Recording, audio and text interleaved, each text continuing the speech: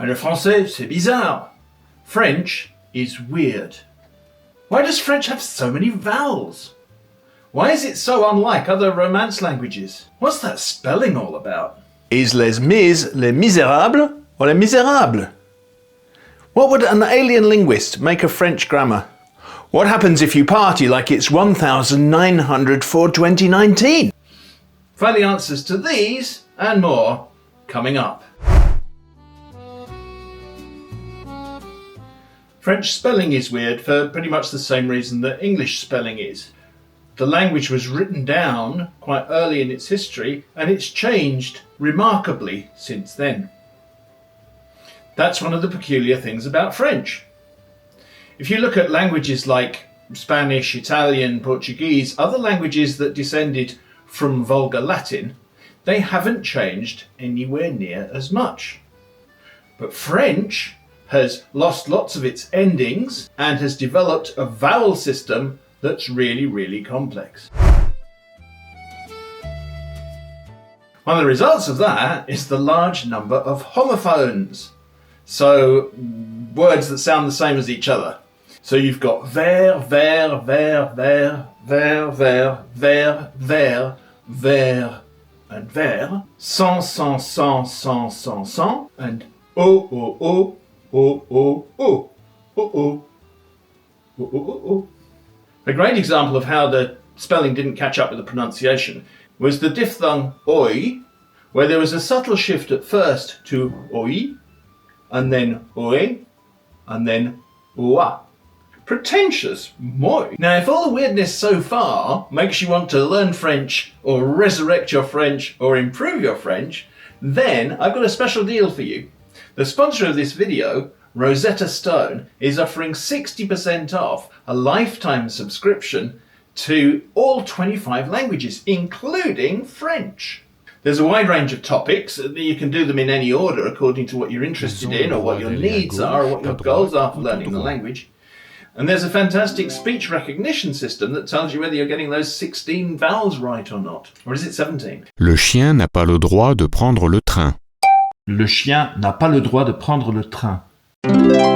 You can practice your listening by listening to some really interesting stories, and you can download content to take it with you on the go. Check out the link. I don't know where the link is going to be. Check out the QR code on screen now, or in the description below. That loss of final consonants brought about a fundamental change in the way that the French language works. Now, if you're used to Latin or Italian, Spanish, Portuguese, even German, you're used to languages where the verb endings change according to who's doing the action. So if you're dancing in Spanish, yo bailo, tú bailas, él baila, nosotros bailamos, vosotros, if you're that way inclined, bailáis, y ellos, ellas bailan. Now, French used to work like that. Je danse, tu danses, il danse, nos dansons, vos dansez, ils dansent. But those endings were lost. As a result of that loss, you can no longer tell who's doing the action just by the ending, just like you mostly can't in English.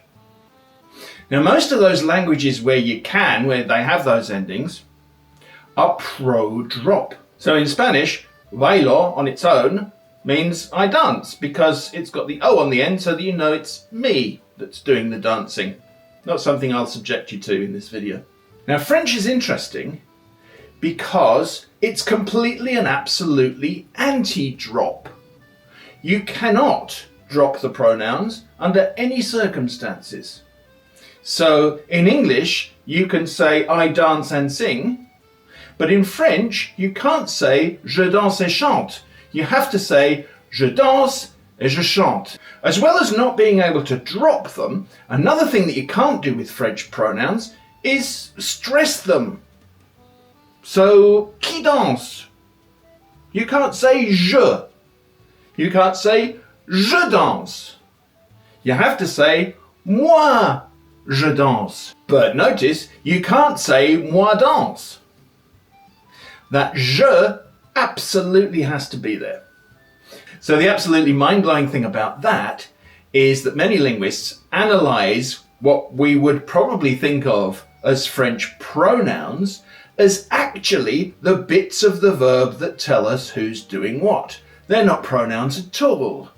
French becomes a much more exotic language because instead of having endings like most Romance languages, or probably all Romance languages, it has these little, we can call them clitics. If we imagine that there are some alien linguists that come to Earth to find out about some Earth languages, and they meet up with, they choose two informants, one who speaks a language that they call Français, and another one that speaks a language called Anishinaabe-Moin. They do a bit of dancing and they point to themselves and they get the humans to tell them how to say I dance, you dance, etc. in their language. So the person who speaks Français tells them, you can say je danse, or you can say moi je danse, tu danses, or toi tu danses. Il danse, lui il danse, on danse, or nous on danse, vous dansez, or vous dansez, eux ils dansent. The Anishinaabe-Moin speaker says that you can say ni ni mi o, or ni ni ni mi o, gi ni mi o, or gin gi ni mi o, etc. I think our alien friends are going to come to the conclusion that these two languages are pretty similar. So they have the basic verb form, which is danse in Français and nimi in Anishinaabe-Moin, and then there are some personal clitics that you can add in to tell you who's doing the thing. And there are also some emphatic pronouns that you don't have to have, but that you can put when you want to stress who's doing something or have some kind of contrast. I dance, but he doesn't. Now, Anishinaabe-Moin has some other interesting things, like there's an O after the nimi that tells you that it's an intransitive verb, so you dance, you don't dance something or dance someone, and that the person doing the dancing is animate, because watching inanimate objects dance isn't much fun. And we then also have in Anishinaabe-Moin the pluralizers min, or wag. So our alien friends go back to their planet convinced that human languages are really, really wonderful, which they are. One of the things that makes it difficult to pronounce French and to understand spoken French is the sheer number of vowels. Now, Spanish has 5, Italian has 7, Portuguese has another number which will appear on the screen. French has 16 or 17, depending on the dialect and the age of the speaker. I, E, A, O, U, U, U, un, on. Now that's unusual for a Romance language, and it's more like a Germanic language, which is not that surprising since it was heavily influenced by the Franks. No, not those Franks. I must admit I stole that joke from another video, but I do like it. So the Franks were a Germanic tribe who influenced the French language a lot, both in terms of pronunciation and vocabulary. Another group of people who really influenced the French language were the Gauls. One of the things they brought was the counting system around 20s.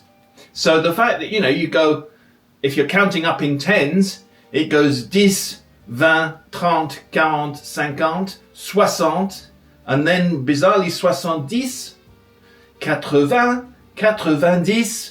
100. Now, not everyone in the French-speaking world does that, but most of them. There's a whole family of vocabulary in French called l'argot, which translates as slang, but it's not like slang in any other language I'm familiar with.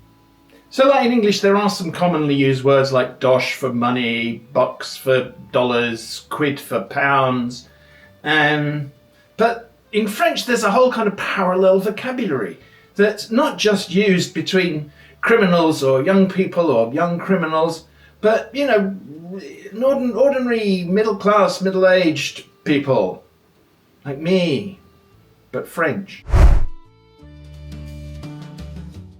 French doesn't have word stress the same as English does, where you've got, to desert someone, and a deserted place is a desert.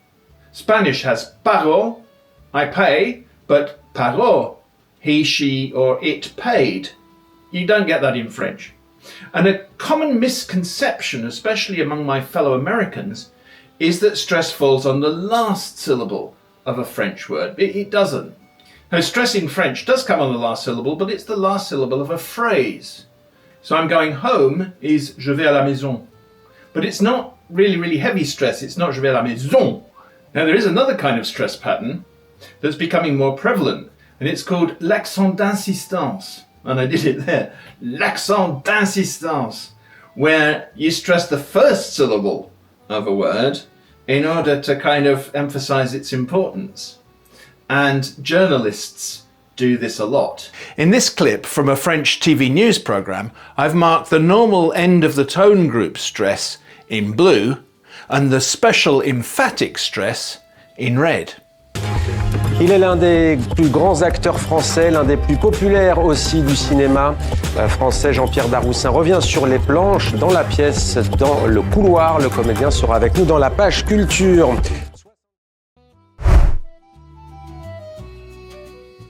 Negation in French, so like how to say something isn't happening or isn't true, it has an interesting history.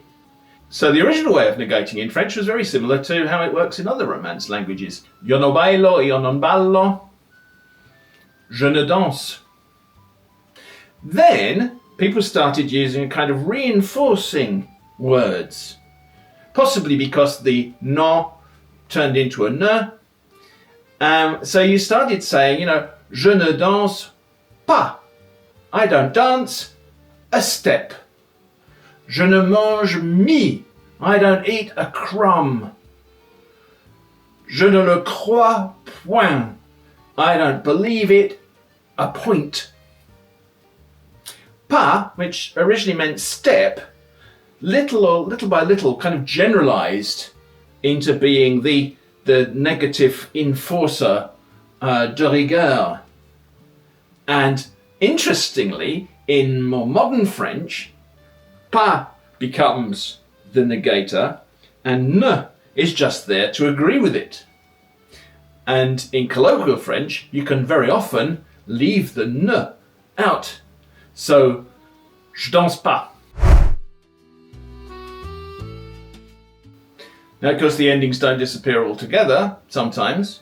So you get an odd situation where the word for 10 is 10 on its own, 10 as in when there's a vowel afterwards, as in 10 hommes, and D when there's a consonant afterwards, 10 femmes. Well, I hope you enjoyed that exploration of the weirdnesses of the French language. Check out this video next because the algorithm says you'll love it. And see you soon. Thanks again for watching. Bye for now.